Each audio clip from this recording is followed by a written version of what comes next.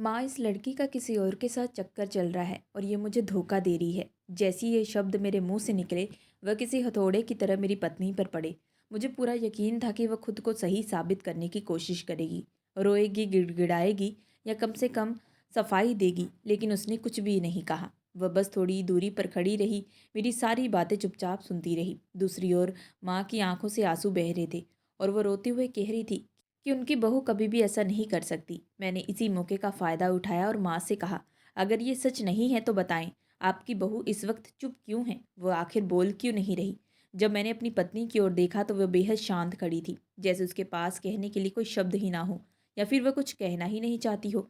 उस पल मैंने कागज निकाले, उन पर हस्ताक्षर कर दिए और साफ शब्दों में कह दिया कि मैं ऐसी घटिया लड़की के साथ शादी नहीं निभा सकता। सच ये था कि मैं उसे पहले से ही पसंद नहीं करता था, इसलिए मैंने उसी बात को आधार बनाकर उसे तलाक दे दिया और सारा दोष उसी के सर मढ़ दिया। माँ रोते हुए पूछ रही थी कि अब वह कहाँ जाएगी, उसका इस दुनिया में कोई नहीं है। तब मैंने कहा कि ठीक है, मैं इसकी शादी मोहल्ले के एक पागल आदमी से करवा दूंगा। ये कहकर मैंने अगले ही दिन उसकी शादी करवा दी।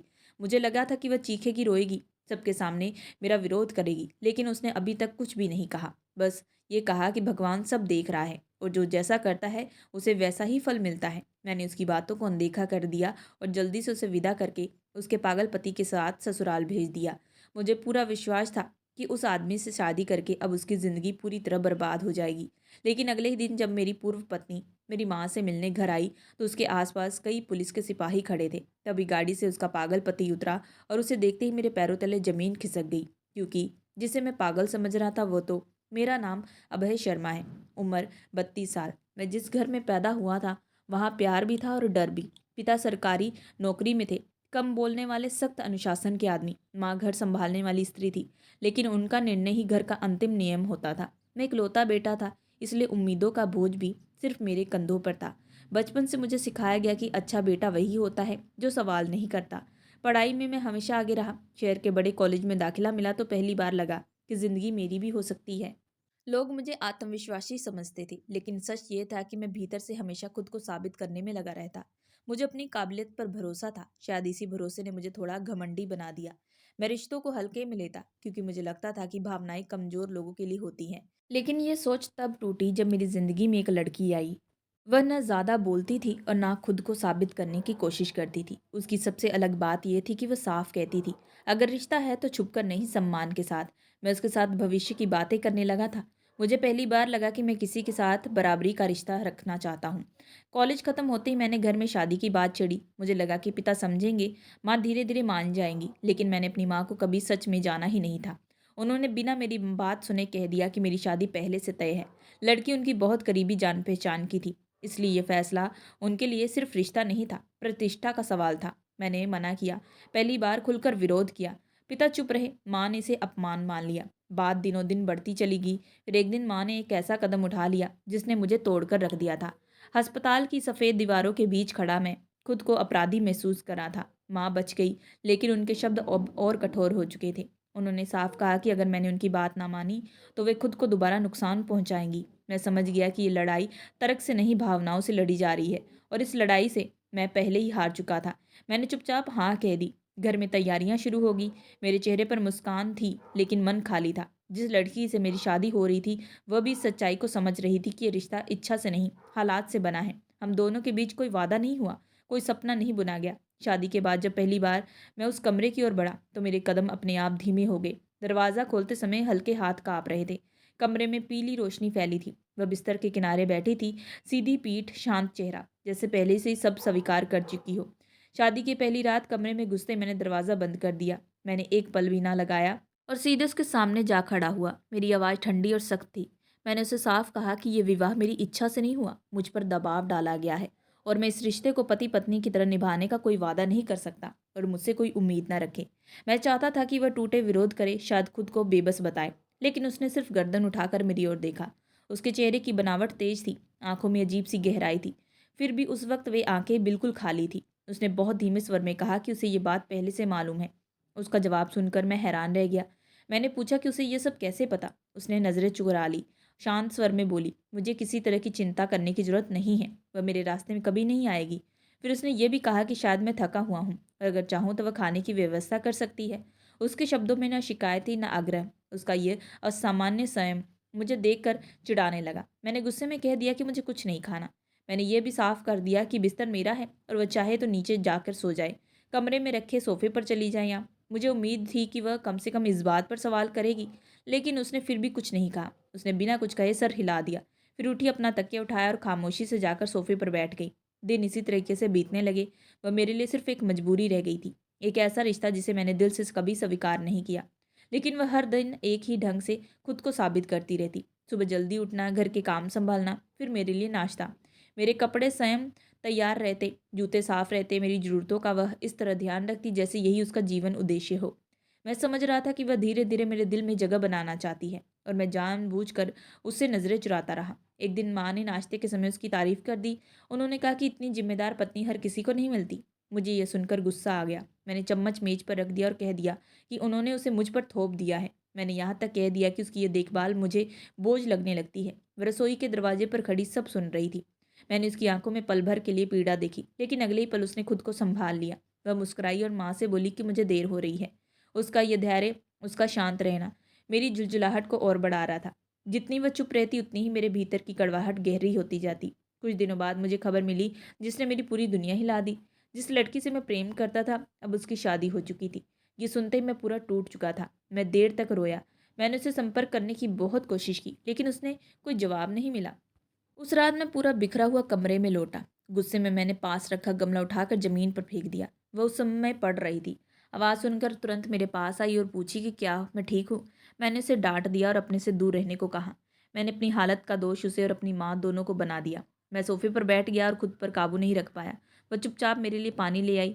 मैंने झटके से उसका हाथ हटा दिया। वो कुछ देर खड़ी मुझे देखती रही। फिर उसने बहुत शांत स्वर में कहा कि वह लड़की मुझसे छीनी नहीं गई, उसने खुद मुझे छोड़ दिया था।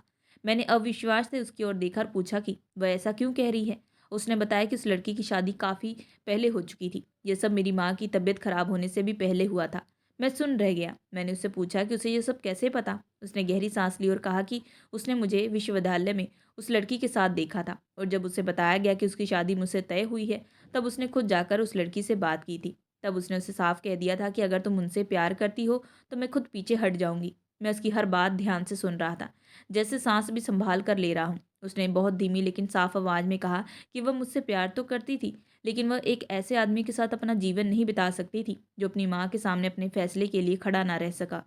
उसने कहा कि जो आज माँ के दबाव में आ गया, वह कल किसी और की बातों में भी आ जाएगा। इसलिए उसने मुझे सारे रिश्ते तोड़ दिए और किसी और से सगाई कर ली। मैं बिल्कुल सुन रह गया। ऐसा लगा जैसे किसी ने मेरे भीतर कुछ तोड़ दिया हो। मन में बार बार यही सवाल उठ रहा था कि क्या ये सच है, या ये औरत मुझे उलझा रही है। मैं गुस्से में चिल्ला पड़ा, तुम झूठ बोल रही हो। तुम्हें ये सब किसने बताया? मेरी आवाज़ काँप रही थी। सच बताओ, तुम आरोही से कैसे मिली? सपना ने मेरी ओर देखा। उसकी आंखों में न डर था न घबराहट। उसने शांत स्वर में कहा कि इससे क्या फ़र्क पड़ता है, किसने बताया, सच तो यही रहता है। मैं फिर से चिल्लाया कि मैं पूछ रहा हूँ, तुम उससे कैसे मिली? गुस्से में मैं उसकी ओर बढ़ा और उसका हाथ कसकर पकड़ लिया। उसे दर्द हुआ, लेकिन उसकी आवाज़ फिर भी स्थिर थी। उसने बताया कि वह यूनिवर्सिटी गई थी मेरा रिजल्ट कार्ड लेने। वहीं उसकी मुलाकात आरोही से हुई थी। उसने सिर्फ मेरी भलाई के लिए उससे बात की थी, ताकि वह मेरी मेरी माँ से बात कर सके। मेरी भलाई, ये सुनकर मैं और भड़क उठा। मैंने उसे झटके से पीछे कर दिया। तुमने वहाँ जाकर मुझे कमज़ोर साबित किया है। उसने धीरे से कहा। ये उसके शब्द नहीं थे, ये आरोही के शब्द थे। उस पल मैं उसका चेहरा और नहीं देख पाया। गुस्से में कमरे से बाहर निकल गया। अगले दिन मैं खुद यूनिवर्सिटी गया और आरोही की एक पुरानी दोस्त का नंबर ढूंढा। मैंने उसे फ़ोन किया और अपना नाम बताया। दूसरी तरफ कुछ पल की चुप्पी रही। फिर उसने कहा कि आरोही की अब शादी हो चुकी है और उसने अपना नंबर बदल लिया है। मैंने काँपती आवाज़ में बस एक सवाल पूछा, क्या उसकी सगाई मेरी शादी से पहले हुई थी? वह लड़की कुछ घबरा गई और बोली कि हाँ, उसने रिश्ता तोड़ने के तुरंत बाद ही सगाई कर ली थी। उसने कहा था कि वह ऐसे आदमी का इंतज़ार नहीं कर सकती जो अपने जीवन का फैसला खुद ना ले सके। यह कहकर उसने फ़ोन कट कर दिया। मैं वहीं बेंच पर बैठ गया। अब कोई शक नहीं बचा था। आरोही ने मुझे इसलिए नहीं छोड़ा था कि मेरी शादी किसी और के साथ हो रही थी, बल्कि इसलिए कि मैं कमज़ोर था, अपनी माँ के सामने खड़ा ना हो पाने वाला आदमी। यह सच मेरे भीतर जहर की तरफ फैल गया। माँ ने मुझे दबाव में डाला था, लेकिन सपना वह आईना थी जिसमें मुझे अपनी सच्चाई दिख गई थी। उसके बाद से ऐसे दिन बीतने लगे जैसे हम एक ही घर में रहते हुए भी अजनबी हो गए। वह पूजा पाठ, घर के काम काजों में लगी रहती और मैं अपने काम में। उसकी हर सेवा मुझे ताने जैसी लगने लगी। वह मेरे लिए समय पर खाना बनाती, कपड़े तैयार करती, लेकिन मैं उसे नज़र तक नहीं मिलाता। एक शाम उसने कहा कि चाय ठंडी हो रही है। मैंने बिना देखे कह दिया कि मुझे नहीं पीनी। उसने चिंता जताई, मैंने दिन भर कुछ नहीं खाया था। ये सुनकर मेरा गुस्सा फूट पड़ा। मैंने साफ कह दिया कि मुझे उसकी ये चिंता नहीं चाहिए। उसकी हर अच्छाई मुझे मेरी नाकामी याद दिलाती है। वह चुपचाप ट्रे लेकर उठ गई। उसके चेहरे पर कोई शिकायत नहीं थी और यही बात मुझे और चुभती थी। इसी तरह एक दिन दरवाजे की घंटी बजी। मैं बाहर था। दरवाज़ा खोला तो सामने पड़ोस में रहने वाली संगीता आंटी खड़ी थी। उन्होंने बताया कि उनकी बेटी बाहर से पढ़ाई करके आई है और वह अब माँ से मिलना चाहती है। तभी मेरी नज़र उस लड़की पर पड़ी जो उनके पीछे खड़ी थी। एक पल के लिए मैं ठहर सा गया। वह बहुत सुंदर थी, लंबे खुले बाल, सजी सवरी, लेकिन सादगी के साथ। ऐसा लगा जैसे पूरा आंगन उसी की मौजूदगी से चमक उठा हो। आंटी ने उसका परिचय दिया। वह दिल्ली में पढ़ती थी। उसने मुस्कुरा कर मुझे नमस्ते कहा। मैंने उन्हें अंदर ले आया। माँ भी बाहर आई। पानी लेने में रसोई की ओर बढ़ रहा था कि सपना पूजा की थाली लिए बाहर आई। साधारण कपड़े, सिर पर दुपट्टा और चेहरे पर वही शांत भाव। मैंने एक नज़र उस लड़की की ओर देखी जो सोफे पर आत्मविश्वास के साथ बैठी थी, और फिर सपना की ओर जो एक कोने में ठिठक गई थी। उस लड़की ने माँ से पूछा, ये कौन है? माँ ने बताया, ये मेरी पत्नी सपना है। उसने सपना को ऊपर से नीचे तक देखा और फिर मेरी ओर देखकर हल्की मुस्कान दी। उस मुस्कान का मतलब मैं समझ नहीं पाया। उस पल मुझे अपनी पत्नी, अपने हालात और खुद पर अजीब सी शर्म महसूस हुई। पहली बार मेरे मन में ये ख्याल आया कि शायद मैं इस जीवन से बाहर निकल सकता हूँ। उसके आने जाने का सिलसिला बढ़ने लगा था। वह अक्सर उसी समय आती जब मैं घर पर होता। एक शाम आंटी ने कहा कि मैं आज जल्दी आ गया हूँ। मैंने बस हाँ कह दिया, लेकिन मेरी नज़र उसी पर थी। उसने मुझसे मेरी नौकरी के बारे में पूछा। मैंने बताया कि मैं एक बहुत बड़ी कंपनी में काम करता हूँ। वह प्रभावित हुई और बोली कि मेरी पत्नी बहुत भाग्यशाली है। उसका लहजा ऐसा था कि सच में मैं सोच में पड़ गया। तभी सपना चाय की ट्रे लेकर बाहर आई। उसने सबको नमस्ते किया। आंटी ने जवाब दिया, लेकिन उस लड़की ने बस सर हिला दिया। सपना ने ट्रे रखी और चुपचाप अंदर चली गई। मैंने उसकी आंखों में अजीब सा भाव देखा, जो ना गुस्सा था ना जलन। उस दिन के बाद बहाने से मुझसे करियर और पढ़ाई की बातें होने लगी। आंटी और माँ अपनी बातों में लगी रहती और मैं उसके साथ बैठकर बातें करता रहता। सपना दूर से ये सब देखती और चुपचाप अपने कमरे में चली जाती। एक दिन उसने मुझसे पूछा कि मेरी पत्नी ज़्यादा बोलती क्यों नहीं। मैंने हंसते हुए कहा कि उसे पूजा और घर के कामों से फुर्सत नहीं मिलती। वह साधारण सोच की है। उसने मेरी आंखों में सीधे देखते हुए कहा कि आप खुद बहुत आगे की सोच रखते हैं, लेकिन आप दोनों को साथ देकर अजीब लगता है। उसकी बात सुनकर मेरा दिल जोरों से धड़कने लगा। शायद पहली बार किसी ने मेरे मन की बात बिना पूछे कह दी थी। मैंने धीमी आवाज़ में कहा, यह शादी मैंने अपनी मर्जी से नहीं की। यह मेरी माँ की जिद थी। मैंने अपनी खुशी कुर्बान कर दी। वह हल्का सा मुस्कुराई और बोली, तो क्या आपकी ज़िंदगी में पहले कोई और थी? मैंने गहरी सांस ली और सर झुका लिया। हाँ थी। उसका नाम आरोही था। कॉलेज के दिनों की कहानी थी जो अब ख़त्म हो चुकी है। अब मैं सिर्फ जिम्मेदारी निभा रहा हूँ। कुछ देर तक वह फिर चुप रही और फिर बोली, कभी कभी जिम्मेदारी इंसान को ऐसी जगह बांध देती है जहाँ वह खुलकर सांस भी नहीं ले पाता। मैंने पूछा कि वह ऐसा क्यों कह रही है। उसने बात टालते हुए कहा कि कुछ नहीं, बस अपनी हालत की बात कर रही है। उसने बताया कि उसकी माँ भी उसकी शादी एक ऐसे आदमी से तय करना चाहती है जिसे उसने कभी देखा तक नहीं। उस पल मुझे लगा कि वह भी मेरी तरह किसी बंधन में फंस गई है। उस रात जब मैं कमरे में लौटा तो सपना बिस्तर पर लेटी थी। मुझे लगा वह सो रही है, लेकिन वह जाग रही थी। मैंने उसे ध्यान से देखा।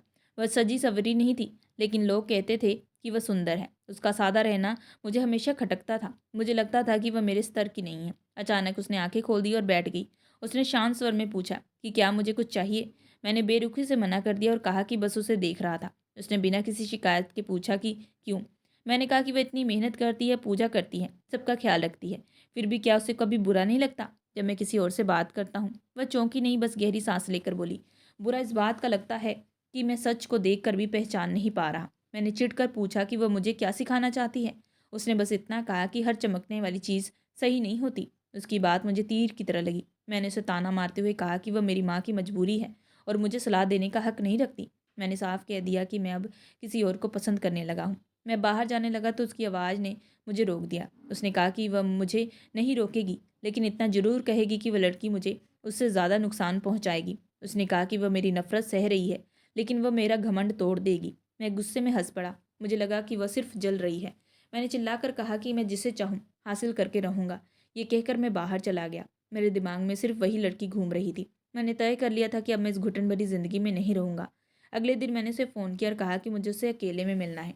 उसने हिचकिचाते हुए कहा कि यह ठीक नहीं है और लोग क्या सोचेंगे। मैंने ज़िद की कि आखिरकार वह मान गई। हम पास के पार्क में मिले। वह पहले से बैठी थी, मेरा इंतज़ार कर रही थी। उस दिन वह और भी ज़्यादा अलग लग रही थी। उसने पूछा कि इतनी जल्दी मिलने की क्या ज़रूरत थी। मैंने बिना घुमाई फिराई कह दिया कि मैं उसे पसंद करने लगा हूँ और उससे शादी करना चाहता हूँ। वह हैरान रह गई। उसने कहा कि मेरे घर में मेरी पत्नी है और फिर भी मैं ये सब कह रहा हूँ। मैंने गुस्से में कहा कि वह मेरी पत्नी सिर्फ नाम की है, वह मेरी माँ का फैसला है, मेरा नहीं। उसने धीरे से कहा कि मेरी माँ मुझे कभी स्वीकार नहीं करेगी।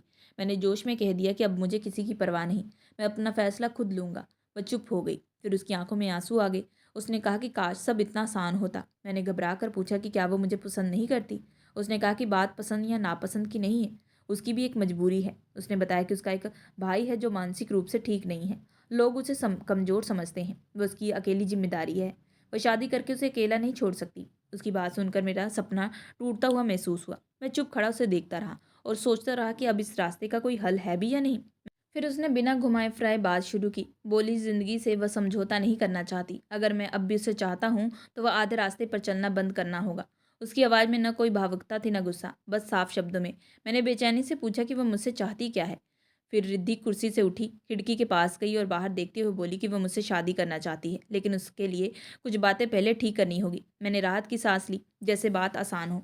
मैंने तुरंत कह दिया कि मैं सपना को छोड़ने के बारे में सोच ही रहा था। इस पर वह पलटी और पहली बार उसकी आंखों में सख्ती दिखी। उसने कहा कि बीच में बोलने की ज़रूरत नहीं है, पहले पूरी बात सुननी चाहिए। उसने कहा कि सपना से अलग होना ही काफ़ी नहीं है, उसके बाद सपना की ज़िंदगी का इंतज़ाम भी मुझे ही करना होगा। मैंने सवालिया नज़र से देखा तो उसने साफ कहा कि सपना की शादी उसके पागल भाई से करवा दी जाए। वह लड़का जो मानसिक रूप से ठीक नहीं है, लेकिन घर अच्छा है और देखभाल करने वाला परिवार है। रिद्धि के हिसाब से सपना जैसी औरत ऐसी ही घर के लिए बनी होती है, किसी की सेवा करना, चुप रहना और हालात स्वीकार कर लेना। मैं कुछ पल के लिए सुन हो गया। दिमाग में अजीब अजीब ख्याल घूमने लगे। सपना और ऐसा आदमी, ये सोच डरावनी थी, लेकिन मेरे अंदर कहीं ना कहीं ये बात सुकून भी दे रही थी। मुझे लग रहा था ये उसके लिए सजा है, उसकी चुप्पी की, उसके सब्र की और उस भरोसे की जो उसने मुझ पर किया था। रिद्धि ने साफ शब्दों में कह दिया, ये फैसला मुझे ही लेना होगा। उसके बाद उसने चेतावनी दी, उसके पास ज़्यादा वक्त नहीं है, या तो मैं ये सब करूँ या तो फिर उसे भूल जाऊँ। और ये कहकर वह चली गई। मैं देर तक वहीं बैठा रहा। मन में एक अजीब संतोष था, जैसे मैंने कोई बड़ा फैसला कर लिया हो। घर लौटते समय मैंने तय कर लिया था कि अब पीछे नहीं हटूंगा। मुझे सपना को छोड़ना था और इसके लिए मुझे अपनी माँ के सामने एक मजबूत वजह चाहिए थी। मेरी माँ संगीता सपना को अपनी बेटी की तरह मानती थी। वह जानती थी कि सपना उनके बचपन की सहेली की इकलौती बेटी है, इसलिए मुझे पता था कि सीधे सच बोलना नामुमकिन है। घर पहुंचा तो सपना रसोई में थी, रोज की तरह शांत, रोज की तरह अपने काम में डूबी हुई। मैंने उसे देखा और मेरे चेहरे पर अनजाने में एक ठंडी मुस्कान आ गई। मैंने खुद से कहा, आज तो इसे उसकी ज़िंदगी बदलेगी। मैंने जानबूझकर छोटी छोटी बातों पर उसे उल्टा सीधा कहना शुरू कर दिया। वह फिर भी कुछ नहीं बोली, बस चुपचाप सुनती रही। शायद वह समझ रही थी कि तूफान आने वाला है। थोड़ी देर बाद मैं ड्राइंग रूम में गया और ऊंची आवाज़ में माँ को बुलाया। मैंने पूछा कि सपना कहाँ है।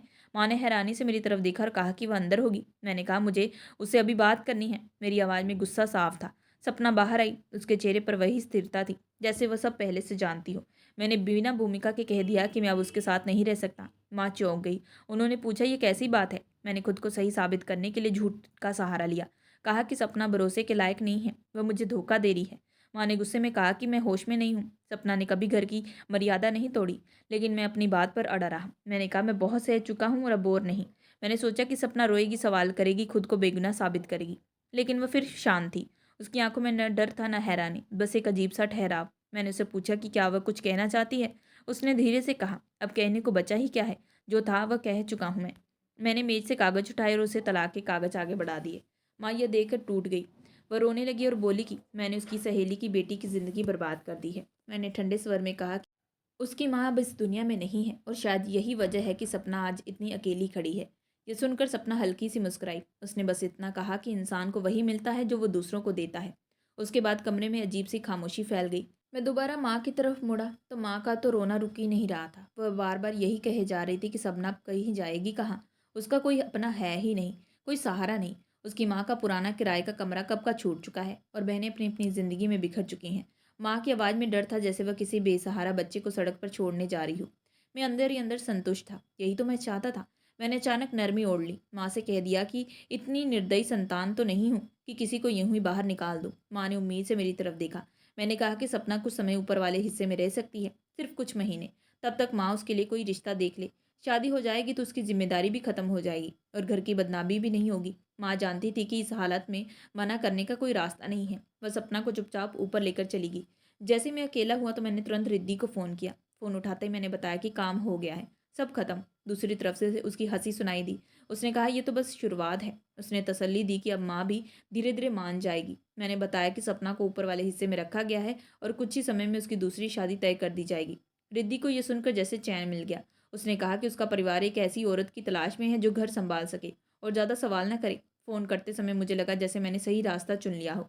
रात को माँ कमरे में आई। उनकी आंखें लाल थी। उन्होंने कहा कि मैंने जो किया वो बहुत गलत है, लेकिन फिर उन्होंने साफ शब्दों में चेतावनी दी कि वह रिद्धि को अपनी बहू कभी स्वीकार नहीं करेगी। मैं तुरंत भड़क उठा। मैंने कहा कि पहले भी वह मेरी ज़िंदगी के फैसले में रोड़ा बन रही थी और इस बार अगर उन्होंने मुझे रोका तो मैं खुद को नुकसान पहुंचा सकता हूँ। मेरे शब्द सुनकर माँ डर गई।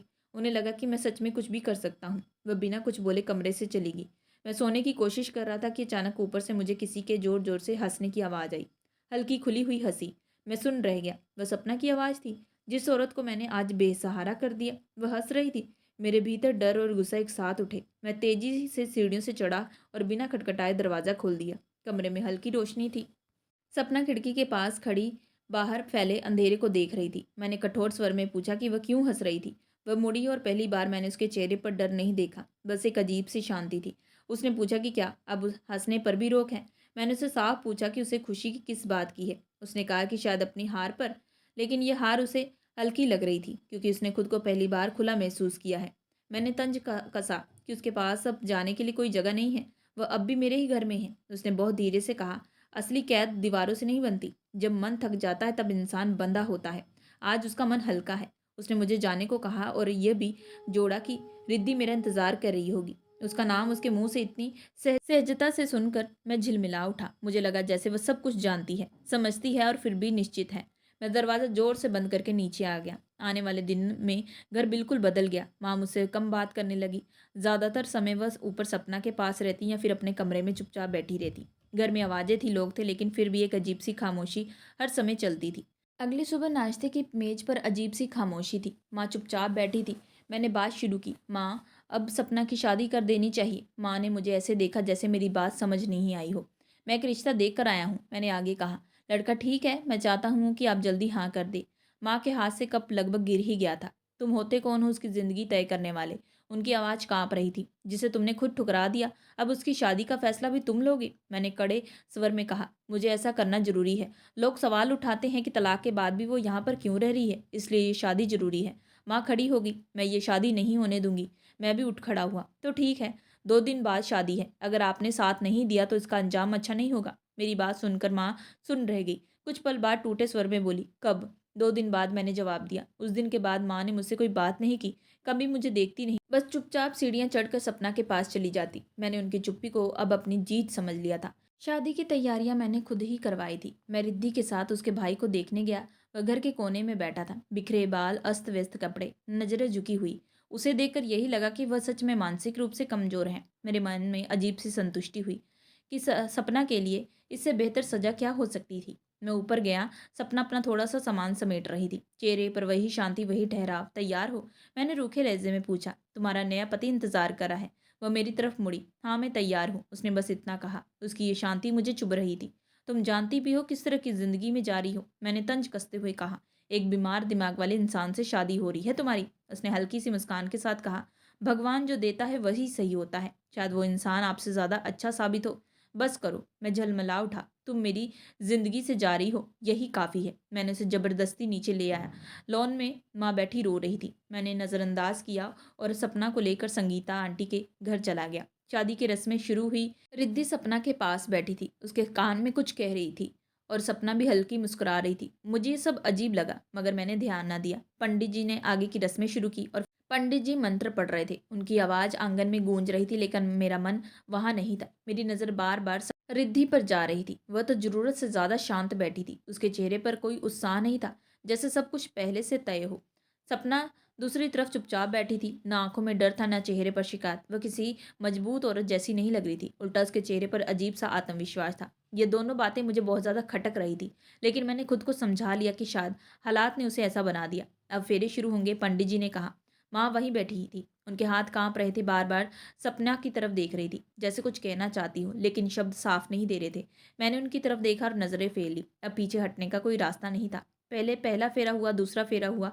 हर फेरे के साथ मुझे लग रहा था कि मेरी पुरानी परेशानी मुझसे दूर होती जा रही है। तीसरे फेरे पर अचानक सपना के कदम धीमे हो गए। वह एक पल के लिए मंत्र रुक गए। चारों ओर सन्नाटा छा गया। क्या हुआ? मैंने झुलमिलाकर कहा। सपना ने मेरी तरफ देखा। उस नज़र में कोई डर नहीं था। वह शांत आवाज में बोली, कुछ नहीं, आगे बढ़ते हैं। पंडित जी ने फिर मंत्र पढ़ना शुरू कर दिया। फेरे पूरे हुए, शादी संपन्न होगी। लोगों ने राहत की सांस ली और रिद्धि ने हल्की मुस्कान के साथ मेरी तरफ देखा, जैसे कहना चाह रही हो कि काम हो गया। विदाई का समय आया। सपना उठी और धीरे धीरे बाहर की ओर मुड़ी, लेकिन जाते जाते वह मेरे सामने रुक गई। उसने पहली बार मेरा नाम सीधे लिया था। अब क्या बचा है? मैंने बेरुखी से कहा। वह हल्का सा मुस्कुराई। बस इतना कहना है कि हर कहानी वैसी नहीं होती जैसा हम समझते हैं। मैंने उसकी बात को फिर नज़रअंदाज कर दिया। वह अपने पति के पास गई और गाड़ी में बैठ गई। गाड़ी चली गई। रिद्धि ने राहत की सांस ली। अब एक बोझ उतर गया था। उसने कहा, अब कल की तैयारियां करो, कल हमारी शादी है। मैं घर लौटा। माँ भी आंगन में बैठी थी, उनकी आंखें लाल थी। अब वह चली गई थी। मैंने कहा, सब ठीक हो जाएगा। माँ ने धीमी आवाज में कहा, जो गलत होता है उसका असर देर से दिखता है। मैं बिना जवाब दिए अपने कमरे में चला गया। अब अगली सुबह मैं जल्दी उठा। आज मेरी शादी थी। मैं खुश था। मुझे लग रहा था कि ज़िंदगी नए सिरे से शुरू होने जा रही है। संगीता आंटी के घर साधारण इंतजाम थे। मेरे दोस्त लोग वहाँ पहले मौजूद थे, जो सब हंस रहे थे। जैसे ही मैं बैठक में पहुंचा, मेरे कदम अपने आप रुक गए। उस वक्त माहौल बड़ा अजीब था। मैं खुद समझ नहीं पा रहा था कि क्यों बार बार ध्यान सपना और रिद्धि की तरफ जा रहा है। दोनों एक दूसरे के पास बैठी थी, आपस में धीमी धीमी आवाज में बातें कर रही थी। कभी मुस्कुराती, कभी आंखों से ही कुछ इशारा कर देती। ऐसा लग नहीं रहा था कि दोनों एक दूसरे को बरसों से ना जानती हो, बल्कि उल्टा उनमें एक अनकहा अपनापन दिख रहा था। जब मैं रिद्धि के पास जाता, वह साधारण रूप से खुश नजर आती। उसके चेहरे पर वही पुरानी चमक थी, वही आत्मविश्वास, वही खुली हंसी। जब मेरी नज़र सपना पर जाती तो वह भी उतनी शांत और संतुलन दिखती। वह अपने पति के साथ बैठी थी, लेकिन उस आदमी को देखकर मेरे मन में बार बार एक ही बात उठ रही थी, यह इंसान किसी भी तरह से असामान्य नहीं लग रहा। लंबा कद, साफ सुथरा पहनावा, सीधी नज़र और चेहरे पर गजब का ठहराव। यह वही आदमी नहीं हो सकता था जिसे मुझे बताया गया था। लेकिन आज मेरी शादी थी। आज मुझे इन सब पर ज़्यादा ध्यान नहीं देना चाहिए था। मेहंदी की रस्म के बाद जब लड़की वालों का समूह मेरे घर से निकल गया, तो मैंने राहत की सांस ली। मैंने तय कर लिया कि अब मुझे आगे की ज़िंदगी पर ध्यान देना है। पुरानी बातें, पुराने सवाल सब पीछे छोड़ देना ही बेहतर है। रात को शादी का मंडप सजा था। रोशनी, फूल, ढोल, सब कुछ वैसा था जैसा होना चाहिए था। पंडित जी आसन पर बैठ चुके थे। चारों ओर रोशनी थी। शहनाई की आवाज़ गूंज रही थी। मैं भीतर से बहुत खुश था। मुझे लग रहा था कि आज मेरी ज़िंदगी का सबसे बड़ा सपना पूरा होने जा रहा है। जैसे पंडित जी ने मंत्र पढ़ना शुरू किया, तभी अचानक रिद्धि ने खड़े होकर सबको रोक दिया। उसकी आवाज़ साफ और स्थिर थी। उसने कहा, यह विवाह नहीं होगा। पूरा मंडप सुन रह गया। मैं हड़बड़ा गया। रिद्धि, ये क्या कह रही हो? मैंने घबरा कर कहा। इतना सब हो जाने के बाद तुम ये सब क्यों कर रही हो? रिद्धि ने मेरी ओर देखा, लेकिन उसकी नज़रों में अब कोई प्रेम नहीं था। मैं तुम जैसे घटिया इंसान के साथ विवाह नहीं कर सकती, उसने साफ शब्दों में कहा। जिसने अपनी पहली पत्नी को कभी खुश नहीं रखा, जिसने उसे सालों तक दुख दिया हो, लेकिन कभी उसे पत्नी का सम्मान नहीं दिया। मैं पूरी तरह चौंक गया। तुम्हें ये सब पहले से पता था? मैंने गुस्से में कहा। तो फिर ये सब क्यों तमाशा कर रही हो, वो भी सबके सामने? रिद्धि ने मेरी बात को बीच में ही रोक दी, क्योंकि सच सबके सामने आना जरूरी था। उसने कहा, और क्योंकि मैं तुमसे नहीं, रोहन से विवाह करूंगी आज। ये कहते उसने सामने इशारा किया। सबकी नज़र उधर मुड़ गई। रोहन आगे बढ़कर रिद्धि के पास खड़ा हो गया। मेरे पैरों तले जमीन खिसक गई। ये सब क्या है? मैं बुदबुदा कर कहा।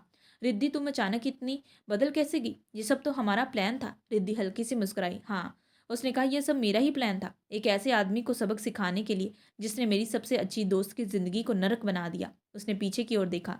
सपना अपने पति के साथ आगे आकर खड़ी हो गई। अब सबकी नजरें उसके पति पर थी। वही व्यक्ति जिसे मैं अब तक कमजोर समझ रहा था। वह आगे बढ़ा और शांत स्वर में बोला, मैं कोई असामान्य इंसान नहीं हूँ। मैं एक पढ़ा लिखा पुलिस ऑफिसर हूँ। मेरे शरीर में सिरहन दौड़ गई। हम सबको पहले से पता था कि तुमने सपना के साथ क्या किया, उसने आगे कहा, और हमने मिलकर यह तय किया कि तुम्हें वही एहसास कराया जाए जो तुमने उसे सालों तक कराया। पूरा मंडप खामोश हो गया।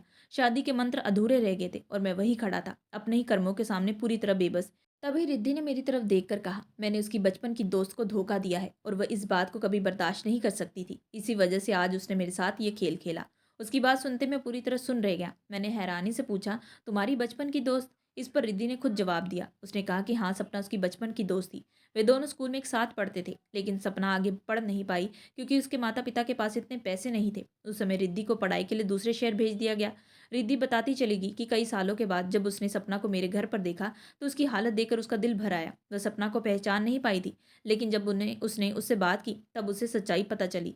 सपना ने उसे बताया कि कैसे पिछले 2 सालों से वह सब कुछ सह रही थी। पत्नी का धर्म निभाने के बाद भी उसे मुझसे कुछ नहीं मिला सिवाय जिल्लत और अपमान के। मैंने उसके साथ किस तरह का व्यवहार किया, उसे कितना दुख दिया, ये सब रिद्धि को उसी दिन पता चल गया। रिद्धि ने आगे कहा, जब उसने मुझसे इस बारे में सवाल किया तो मैंने भी वही बात दोहराई कि मुझे अपनी पत्नी पसंद नहीं, क्योंकि मेरी माँ ने जबरदस्ती मेरी शादी करवाई थी। यह सुनकर उसे अंदर तक झटका लगा। उसने साफ कह दिया कि वह सपना को और दुख और दर्द में नहीं देख सकती। इसी वजह से उसने अपने भाई के साथ मिलकर एक पूरा प्लान बनाया। तभी सपना आगे बढ़ी। उसकी आंखों में आज आंसू नहीं थे, बल्कि सख्त सच था। उसने मेरी तरफ देखते हुए कहा कि आज देखो, मेरे पास खड़े होकर देखो खुद को। आज तुम्हारे पास कुछ भी नहीं बचा। जिस पत्नी को तुमने सालों तक ठुकराया, वह भी आज तुम्हारे साथ नहीं है, और जिसके लिए तुमने अपनी पत्नी को छोड़ा, वह भी तुम्हारे साथ नहीं है। क्योंकि सच यही है कि तुम किसी के लायक कभी नहीं थे। सपना की आवाज़ काँप रही थी, लेकिन शब्द बिल्कुल साफ थे। उसने कहा कि मैंने उसके साथ जो किया, उसकी सज़ा अब मुझे मिलेगी, और वह सज़ा होगी अकेलापन। उसने कहा कि इस रिश्ते में उसने अपना सब कुछ दांव पर लगा दिया। दिन रात घर की जिम्मेदारी निभाई, मेरी सेवा की, मेरी पसंद नापसंद का ख्याल रखा।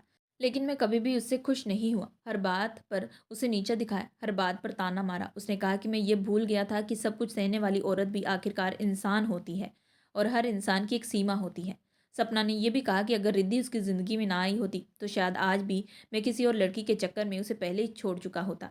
लेकिन उसने कहा कि भगवान जो करता है अच्छे के लिए करता है। आज वो अपने पति के साथ बहुत खुश है, क्योंकि उसका पति उससे सच्चा प्यार करता है। ये कहते हुए सपना ने अपने पति का हाथ थाम लिया। तभी उसका पति आगे और शांति से बोला, वह सपना का जीवन भर साथ निभाएगा, चाहे हालात जैसे भी हो। उसके शब्दों में कोई दिखावा नहीं था, सिर्फ भरोसा था। ये कहकर दोनों वहां से चले गए। मैं उन्हें जाता देखता रहा, जैसे ही मेरी जिंदगी का आखिरी सहारा भी मेरी आंखों के सामने से चला गया हो। तभी मेरी माँ आगे आई। उसकी आंखों में दुख था, लेकिन आवाज़ में सच। उसने कहा कि आज जो कुछ भी हो रहा है वह सब मेरी वजह से हो रहा है। उसने कहा कि उसने मेरी शादी एक बहुत अच्छी लड़की से करवाई थी, लेकिन मैंने खुद उसे ठुकरा दिया। मैंने अपने ही पैरों पर कुल्हाड़ी मारी है।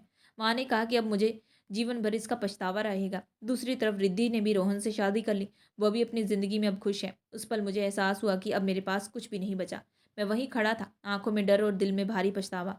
हर एक पल में जो मैंने बिताया, हर एक फैसला जो मैंने लिया, मुझे उसी पल की सज़ा मिल रही थी। मैं सोचता रहा कि मैंने कितनी गलतियाँ की, कितनी मासूमियत को तोड़ा, कितनी दफ़ा अपनी बेवकूफ़ी और अहंकार के कारण किसी का भरोसा ठुकराया। सपना और रिद्धि दोनों ही मेरी नज़र में कमज़ोर और मेरी भावनाओं के लिए सिर्फ खेल की तरह थी। लेकिन उन दोनों ने मेरी कायरता को पूरी तरह से बेनकाब कर दिया। मुझे एहसास हुआ कि मैंने सिर्फ अपनी खुशियों के लिए दूसरों के दिल तोड़े, अपनी ज़िद और अहंकार में सब कुछ बर्बाद कर दिया।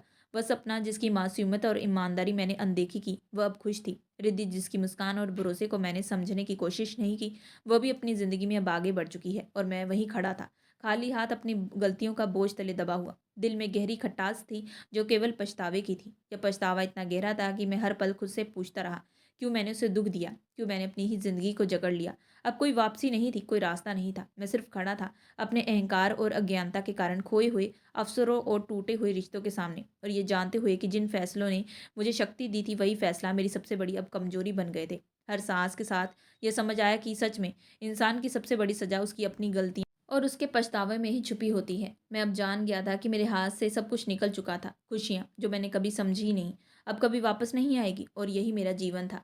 मैं जीवन भर का ये सबक था कि अहंकार और बेवकूफ़ी के कारण खोई हुई चीज़ें कभी नहीं लौटती। तो दोस्तों, ये थी आज की कहानी। कहानी पसंद आए तो चैनल को लाइक और सब्सक्राइब ज़रूर करें।